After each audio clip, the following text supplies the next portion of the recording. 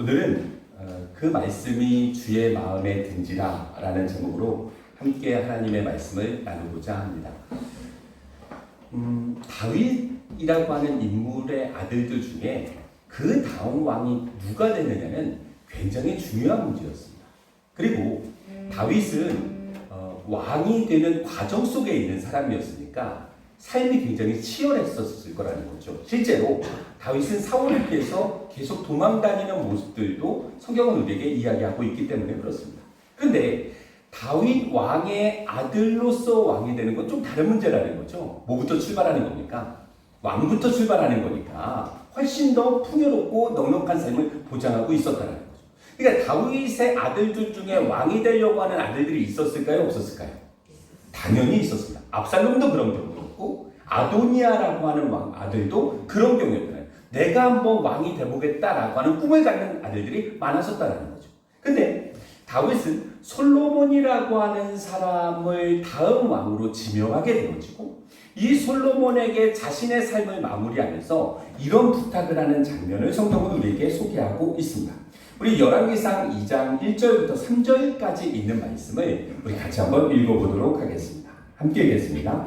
다윗이 죽을 날이 임박하매 그의 아들 솔로몬에게 명령하여 이르되 내가 이제 세상 모든 사람이 가는 길로 가게 되었노니 너는 힘써 대장부가 되고 네 하나님 여호와의 명령을 지켜 그 길로 행하여 그 법률과 계명과 율례와 증거를 모세의 율법에 기록된 대로 지키라. 그리하면 내가 무엇을 하든지 어디로 가든지 형통할지라. 아멘.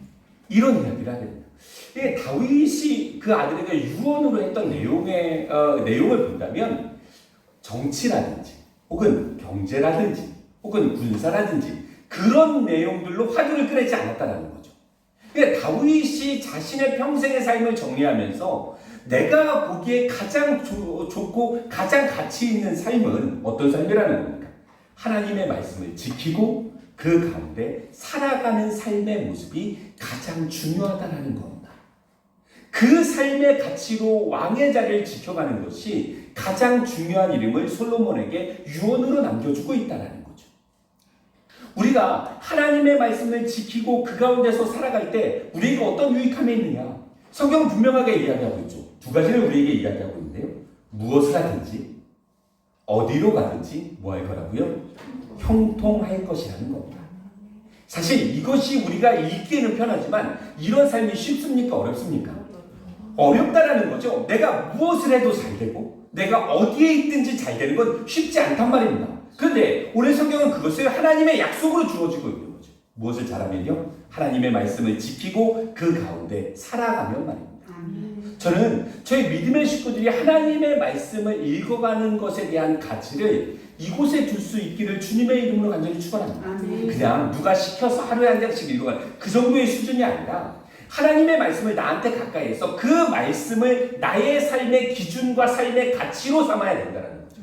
그러면 우리의 삶은 분명히 변화될 겁니다. 성경에서 이야기하고 있는 하나님께서 원하시는 우선순위는 바로 여기에 있구나. 하나님께서 우리에게 가기를 원하시는 곳과 가지 말아야 될 곳을 우리에게 이렇게 일러주셨구나. 해야 될 일과 하지 말아야 될 일들을 우리에게 이렇게 말씀해 주셨구나라는 것을 우리는 하나하나 새겨가야 되는 거죠. 그리고 그것이 내 삶의 자리 속에 열매를 맺을 수 있도록 우리는 그 삶의 모습을 지켜갈 수 있어야 되는 겁니다.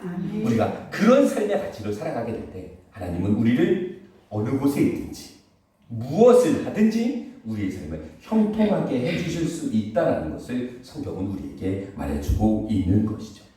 아무튼 이 유언을 받아들인 솔로몬은 하나님 앞에서 서기를 결심하고 적어도 솔로몬의 초기의 삶의 모습 속에선 그 모습이 풍요롭게 드러나게 되어지는데요. 우리 3장 2절부터 5절까지 있는 말씀을 우리 같이 한번 읽어보도록 하겠습니다. 솔로몬이 왕이 됐을 때 했던 이 삶의 모습들 한 가지를 소개하고 있는데요. 우리 같이 읽겠습니다. 그때까지 여호와의 이름을 위하여 성전을 아직 건축하지 아니하였으므로 백성들이 산당에서 제사하며 솔로몬이 여호와를 사랑하고 그의 아버지 다윗의 법도를 행하였으나 산당에서 제사하며 분향하더라. 이에 왕이 제사하러 기브온에 가니 거기는 산당이 금이라. 그 제단에 1,000번제를 드렸더니 기브온에서 밤에 여호와께서 솔로몬의 꿈에 나타나시니라. 하나님이 이르시되 내가 내게 무엇을 줄고 너는 구하라. 이렇게 이야기하고 있죠. 그러니까 이 기브온 산당에 가서 솔로몬이 제사를 드렸대요. 몇 번을 드렸대요? 1,000번제를 드렸대요. 이것을 세번역 성경에서 이렇게 표현하고 있는데요. 솔로몬이 그때까지 그 제단에 바친 번제물은 1,000마리가 넘을 것이다 라고 표현을 하고 있습니다. 그러니까 이 1,000번제라고 하는 것이 단순히 그냥 숫자적인 개념만 우리에게 이야기하고 있는 것이 아니라 그 정도 많은 시간을 하나님과 제사의 시간 속에 쓰고 있었다라는 것을 이야기하고 있죠. 예를 들면 제사 한 마리를 드리는데 얼마나 걸리는 시간이 걸릴지 우리는 잘 모르겠습니다. 그런데 번제를 예로 들었을 때 그 배를 갈라야 되고요. 소 안에 있는 그 제물 안에 있는 내장들을 다 끄집어내서 다 씻어야 되고 그것들을 다 제단 가운데 올려서 그것을 다 태워야 그것을 우리는 번제라고 이야기를 합니다. 근데 그런 과정들이 몇 번 이상 있었다라는 겁니까? 1,000번 이상 있었다라는 겁니다. 그러니까 이 시간 동안 솔로몬은 하나님과의 만남을 매우 친밀하고 가까이 갖고 있었다라는 것을 우리는 생각해 볼 수 있는 거죠. 근데 이렇게 하나님께 1,000번제를 드렸던 솔로몬에게 꿈에 나타나셔서 하나님께서 이렇게 말씀하셨대요. 내게 무엇을 줄고 너는 구하라 라고 이야기했다는 겁니다.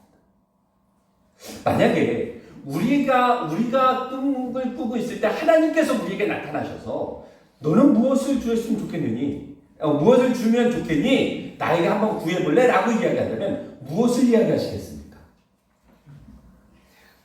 그런 기대를 가져본 적이 없으십니까? 이게 굉장히 중요한 거예요. 성경의 이야기는 어쨌건 우리들 가운데 본보기가 된다고 했으니까 솔로몬에게 나타나셨던 하나님은 누구한테도 나타나실 가능성이 큰 겁니까?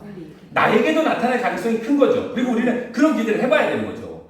내가 너한테 뭐를 해줬으면 좋겠니? 라고 물어볼 때 우리 믿음의 식구들은 무엇을 이야기하시겠습니까? 네?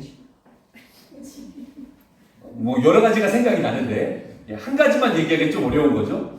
그럼 우리는 그 한 가지를 그렇게 써야 되는 거죠. 제 소원을 100개를 더 들어주셨으면 좋겠습니다 라고 이야기를 하고 100개를 다 쓴 후에 100번째를 또 가지고 100개를 더 들어주셨으면 좋겠습니다.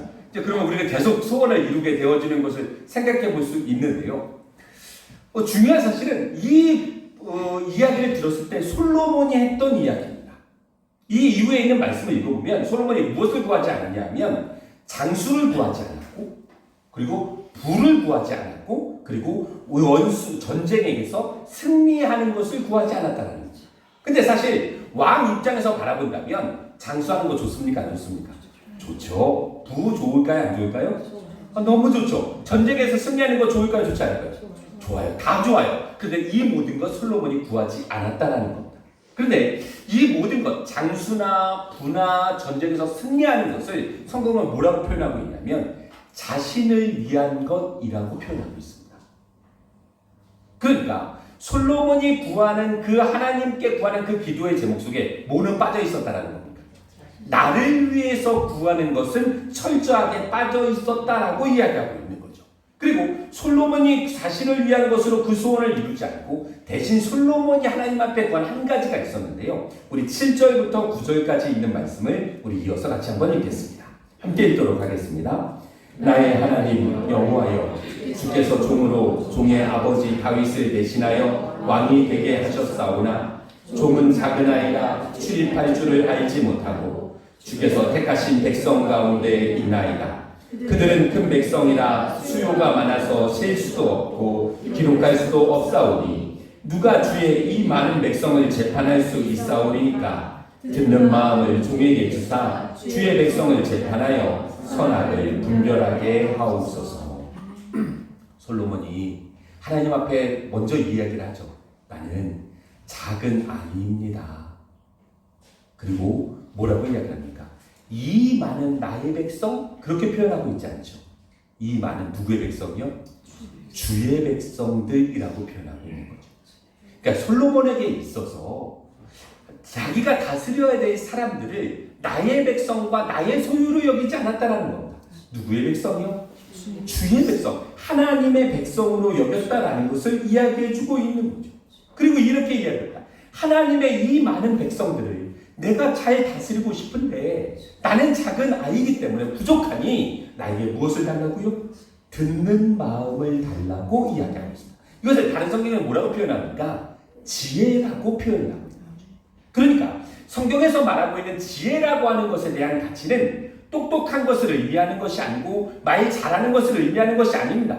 어쩌면 성경에서 이야기하고 있는 이 지혜라고 하는 의미는 무엇에 더 가까운 겁니까? 내가 그것을 잘 듣고 내가 그것이 선인지 악인지 분별하는 것을 성경은 지혜라고 이야기해주고 있는 겁니다.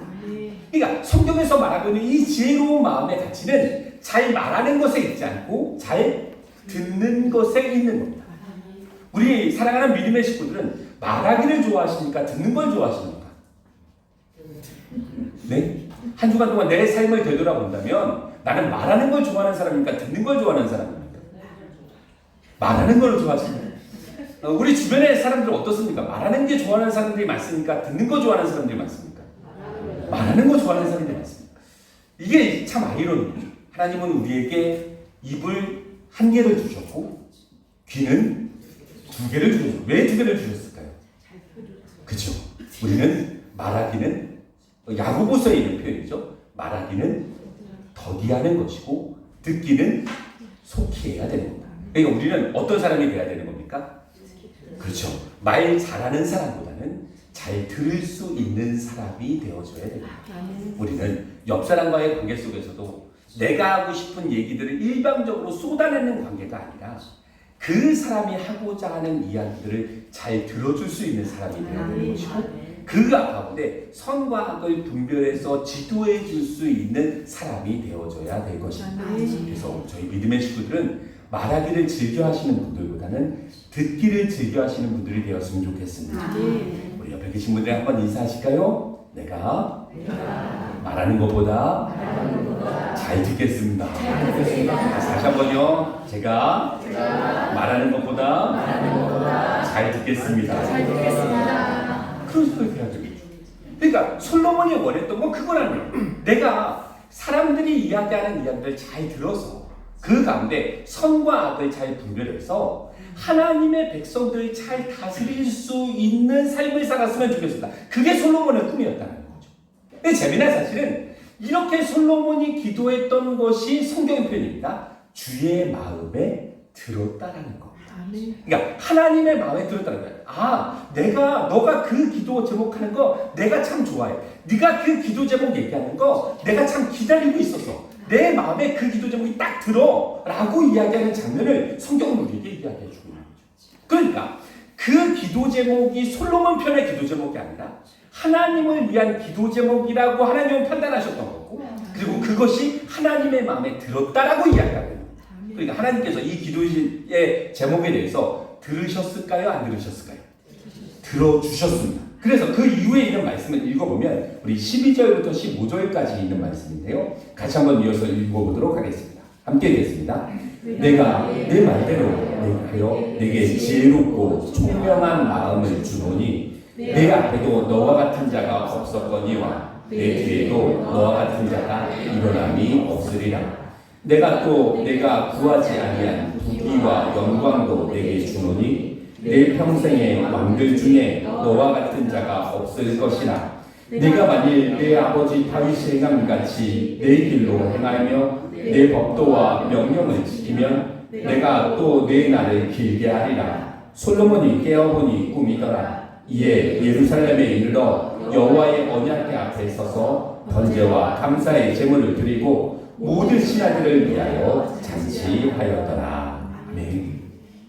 하나님께서 주시겠대 안 주시겠대요? 주시겠대요. 지혜롭고 총명한 마음, 너가 구한 마음을 주겠다라는 거예요. 그런데 우리가 주목해야 될 사실은 그 이후에 있는 말씀인 거죠. 그러니까 솔로몬이 구한 것은 당연히 받았고 하나님께서 뭐라고 말씀하시냐면 네가 구하지 아니한 부귀와 영광도 너에게 같이 더불어 줄게 라고 이야기하고 있는 겁니다. 이 말씀이 너무 귀하고 감사해서 솔로몬이 잠에서 깨어난 후에 감사제물을 드렸고 사람들과 잔치했다는 것이 성경의 증언이 되어집니다. 솔로몬의 기도 제목은 너무나 분명했죠. 나를 위한 게 아니었다는 겁니다. 누구를 위한 거였습니까? 주를 위한 기도 제목 한 가지를 발견했다는 거죠. 그리고 그 기도 제목이 하나님의 마음에 들었을 때 하나님은 그 기도 제목뿐만이 아니라 솔로몬이 필요하지만 구하지 않는 것들도 넉넉하게 채워주셨다는 것을 성경은 우리에게 이야기하고 있죠. 실제로 솔로몬 시대 때 그 부귀와 영화가 얼마나 컸냐면 금과 은을 뭐처럼 여겼다고요? 돌처럼 여기는 시대였다는 겁니다. 이게 사실 별로 놀랍지 않으셔서 우리는 금과 은이 많으니까 사실 별로 놀랍지 않으셔서 그러신 것 같은데요. 이게 금과 은을 돌처럼 여기는 시대였다는 겁니다. 그러니까 길바닥에 갈 때 뭐가 보이는 겁니까? 금과 은이 그냥 보이는 시대였다는 겁니다. 그러니까 이 당시 어린이들은 비석치기를 할 때 돌로 하지 않았다는 거죠. 뭘로 하는 겁니까? 금과 은으로 했다는 겁니다. 그런 풍요로운 시대를 성경은 우리에게 이야기해주고 있는 겁니다. 그러니까 하나님께서 우리와의 관계 속에서 하나님이 갖고 계신 자세는 너무나 분명한 거죠. 기다리고 계신 겁니다. 어떤 거를요? 하나님께서 원하시는 기도 제목을 하나님께서 기다리고 계신 겁니다. 그리고 그 기도 제목이 하나님의 마음에 들면 하나님은 그것뿐만이 아니라 그 사람에게 구하지 않냐 필요한 것들을 넉넉하게 채워줄 수 있는 분으로 성경은 하나님을 소개하고 있는 겁니다. 자, 제가 질문 한번 드려볼 텐데요. 어떤 사람이 행복한 신앙생활을 하는 사람일까요? 1번, 내가 구한 것만 받는 사람. 2번, 내가 구하지 않는 것도 받는 사람. 어떤 사람이 행복한 사람일까요? 2번. 예. 너무 쉬운 질문에 대해서는 저희가 대답을 잘 하지 않으시려고 하는데 분명한 거죠. 내가 구하지 않았음에도 불구하고 하나님께서 내 필요와 형편을 아시고 내 삶에 맞게 채워주시는 하나님의 능력을 경험하는 사람이 저는 훨씬 더 행복한 신앙생활을 한다라고 말씀드릴 수 있을 것 같습니다. 그런데 오늘 말씀을 통해서 바라본다면 너무나 분명한 겁니다. 우리는 하나님께서 기뻐하시는 기도 제목 한 가지를 찾을 수 있어야 되는 거죠. 하나님의 마음에 드는 기도 제목 한 가지를 찾을 수 있어야 되는 거죠. 주를 위해서 갖고 있는 그 마음 한 가지를 찾을 수 있어야 되는 거죠. 그러면 우리의 모든 삶은 하나님께서 채워주시는 풍요로움 속에 거할 수 있음을 성경은 우리에게 이야기해주고 있는 겁니다. 대표적인 예를 들면 다윗이라고 하는 사람에 대한 이야기를 우리가 한번 더 해볼 텐데요. 다윗이 사실 처음부터 왕으로 태어난 사람이 아니었잖아요. 가난한 목동의 아들로 태어나서 왕이 되어온 사람이니까 그 과정들이 사실은 굉장히 치열했다라는 것을 성경은 우리에게 이야기해주고 있는데 이 사람이 왕이 되었을 때 이런 소원 한 가지를 갖고 있었다는 겁니다. 우리 역대상 17장 1절에 있는 말씀을 같이 한번 읽어보도록 하겠습니다. 우리 함께 읽도록 하겠습니다. 다윗이 그의 궁전에 거주할 때에 다윗이 선지자 나단에게 이르되 나는 백향목궁에 거주하거늘 여호와의 언약궤는 휘장 아래에 있도다. 이런 고민을 했다는 거죠. 백향목궁이라고 하는 걸 이 당시 가장 좋은 건축 자재물을 이야기하는 거예요. 왕이 사는 곳이니까 얼마나 좋은 걸로 지었겠습니까? 근데 나는 너무나 좋은 곳에 살고 있는데 하나님은 하나님의 궤는 휘장 가운데 우리 시대로 말하면 뭡니까?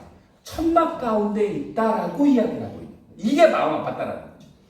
그러니까 다윗의 소원은 거기에 있었다는 거예요. 나는 너무나 좋은 곳에 살고 있는데 하나님의 궤는 천막 가운데 있는 것이 너무나 마음이 아팠다는 거죠. 그래서 어떤 마음을 갖게 됩니까? 내가 주를 위한 성전을 지어야 되겠다라고 하는 마음을 갖게 되어졌다는 거죠. 근데 결국 이것이 허락이 됩니까? 허락되지 않습니까? 다윗 때는 허락되지 않는다는 거죠. 너는 피를 많이 흘렸기 때문에 성전 짓는 건 안 돼. 나라가 안정되어졌기 때문에 성전 짓는 건 안 돼라고 이야기했다는 거죠. 자, 그러면 다윗은 좋은 마음을 품기는 했지만 이것이 하나님을 위한 것으로 실행이 됐습니까? 실행되지 않았습니까? 실행되지 않았단 말입니다. 그러면 굳이 하나님 편에서도 보상할 필요가 있을까요? 없을까요? 둘 중에 하나겠죠. 하나님께서 보상할 필요가 있을까요? 없을까요? 자, 실행되지 않았습니다. 그렇죠? 너 그거 하지 않아도 돼 라고 이야기했습니다. 실행되지 않은 일이란 말입니다. 그러면 하나님 편에서는 굳이 보상할 필요가 있다 없다? 참 냉정하시네요. 예. 안 돼. 예. 실행되고 눈에 보이는 게 없으니까 안 돼 라고 이야기할 수 있을 것 같습니다. 그런데 하나님께서 그 마음을 귀하게 보셨다는 거예요. 나를 위해서 성전을 짓겠다라고 하는 그 다윗의 마음을 하나님께서 귀하게 보셨다는 거예요. 그리고 하나님께서 그 이후에 다윗에게 이런 말씀을 하시는 장면을 성경은 우리에게 소개하고 있는데요. 우리 역대상 17장 8절부터 10절까지 있는 말씀을 같이 읽겠습니다. 함께 읽겠습니다. 내가 어디로 가든지 내가 너와 함께 있어 내 모든 대적을 내 앞에서 멸망하였은즉 세상에서 존귀한 자들의 이름 같은 이름을 내게 만들어 주리라. 내가 또 내 백성 이스라엘을 위하여 한 곳을 정하여 그들을 심고 그들이 그곳에 거주하면서 다시는 옮겨가지 아니하게 하며 악한 사람들에게 전과 같이 그들을 해치지 못하게 하여 전에 내가 사사에게 명령하여 내 백성 이스라엘을 다스리던 때와 같이 아니하게 하고 또 내 모든 대적으로 내게 복종하게 하리라. 또 내게 이르노니 여호와가 너를 위하여 한 왕조를 세울지라. 아멘. 하나님께서 뭐라고 말씀하십니까? 내가 세상에서 너의 이름을 존귀하게 만들어줄게. 그것이죠. 그리고 뭐요? 너의 주변에 있는 모든 나라들 너에게 복종하게 만들어줄게. 그리고 또 뭡니까? 너를 위해서 내가 한 왕조를 세워줄게. 너의 이름으로 일컬어지는 왕조를 내가 세워줄게. 사실 이 소원이 누구의 소원이었습니까? 이 소원이 누구의 소원이었습니까? 사울 왕의 소원이었거든요. 그러니까 사울은 왕이 돼서 뭐 하고 싶었습니까? 내 이름으로 일컬어지는 왕조 세우고 싶었다는 거예요. 그래서 누구를 그렇게 죽이려고 한 겁니까? 다윗을 죽이려고 한 거죠. 근데 그 평생에 이루어지지 않았단 말입니다. 그런데 다윗이 사실 그런 소원도 그런 마음도 갖고 있지 않았죠. 네, 다윗이 가지고 있었던 한 가지 작은 소원, 내가 주를 위해서 내가 아름다운 성전 하나 지었으면 좋겠다라고 하는 그 이야기가 하나님의 마음을 움직이게 됐고, 하나님께서는 사울 왕이 평생도록 이루지 못한 그 한 가지 소원, 너의 이름으로 내가 왕조 세워줄게. 그 약속까지 이루어 주시는 장면을 성경은 우리에게 소개하고 있는 겁니다. 하나님은 그냥 넘어가지 않으셨다는 겁니다. 나를 위해서 가지고 있는 그 거룩한 소원을 갖고 있는 그 다윗의 기도의 제목에 너는 그거 하지 않아도 돼. 그렇지만 너의 마음을 내가 받았고 내가 너에게 이런 복으로 채워줄게 라고 채워주신 하나님의 손길을 성경은 우리에게 소개하고 있는 것 아니겠습니까? 그렇습니다. 우리는 하나님을 통해 우리의 필요한 것을 구할 때가 있습니다.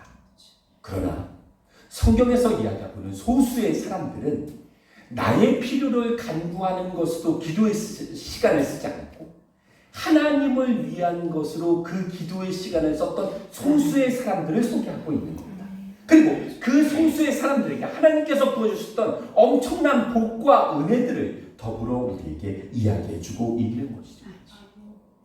2024년도를 기준으로 세계 기독교 인구가 26억 명 정도 된다 합니다. 그러면 26억 명이나 되는 사람들이 하나님 앞에 얼마나 많이 기도하겠습니까? 그런데 그 기도의 내용들 중에 나를 위한 기도의 제목이 사실 상당 부분을 차지하고 있지 않겠습니까? 하나님께서 26명의 기도를 다 들으시고 계신데 그 중에 대부분의 기도는 다 누구를 위한 겁니까? 나를 위한 거라는 거죠. 그런데 그 중에 소수의 사람들은 이런 기도를 드릴 수 있는 거죠. 주를 위한 기도, 하나님을 위한 기도, 하나님의 마음에 드는 그 기도의 제목을 올리는 소수의 사람들이 있다라고 하는 것을 우리는 생각해 봐야 됩니다. 그리고 저는 그 소수의 사람들이 우리 예당교회 믿음의 친구들이었으면 좋겠습니다. 나 중심의 기도 제목으로 올리는 그 기도가 아니라 하나님의 마음에 드는 기도를 올릴 수 있는 소수의 사람들, 그리고 그 하나님의 마음을 움직일 수 있는 그 소수의 사람들이 될 수 있다면 우리의 삶이 참으로 행복하지 않겠습니까? 하나님을 위한 것에 우선순위를 두는 소수의 사람들. 그러면 그 사람들 하나님께서 내버려 두셨나요? 오늘 다윗을 봤더니, 솔로몬을 봤더니 어떻습니까? 내버려 두셨습니까? 아니었습니다. 오히려 하나님께서 그 사람들에게 채우시고자 하는 것들을 훨씬 더 넉넉하게, 훨씬 더 풍요롭게 채워주셨다라고 하는 것을 성경은 우리에게 약속하고 있는 것 아니겠습니까?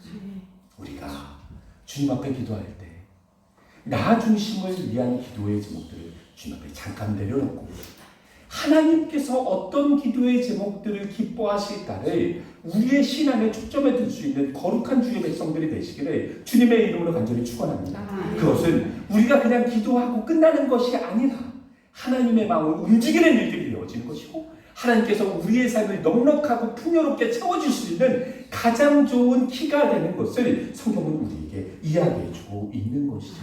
오늘 말씀을 정리해 보려고 합니다.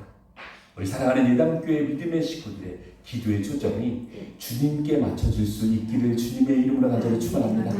나에게 맞춰지면 나 필요한 거 이야기하는 거죠. 나 이것도 필요하고요. 하나님 나 이것도 이루어 주셔야 되고요. 하나님 나 이것도 빨리 이루어 주셔야 됩니다 라고 이야기하게 됩니다. 그런데 주님께서 이야기하고 있는 소수의 사람들은 그렇게 이야기하지 않았다는 거죠. 주를 위한 것이 무엇인지, 주의 마음에 드는 기도의 제목이 무엇인지 고민하는 사람들이었고, 그 기도를 주님 앞에 정직하게 아뢰 수 있는 사람들이었음을 성경은 우리에게 이야기해주고 있는 겁니다. 나를 위한 기도 제목이 아니고 주를 위한 기도 제목으로 하나님의 마음을 기쁘게 만들 수 있는 우리 사랑하는 예담교회 믿음의 식구들이 되시기를 주님의 이름으로 간절히 축원합니다. 아멘. 우리 함께 오늘 말씀을 생각하시면서 기도하실 거예요. 우리의 기도 제목을 한번 생각해 보시면 좋겠습니다. 내가 오늘 어떤 기도를 드릴 때 하나님께서 기뻐하실까? 내가 하나님을 중심에 두고 어떤 기도의 제목을 주님 앞에 드릴 때 주님께서 그 기도의 제목에 대해서 기뻐하실까? 그 고민을 우리 가운데 회복할 수 있으면 좋겠습니다. 그리고 그 기도를 드려보는 거죠.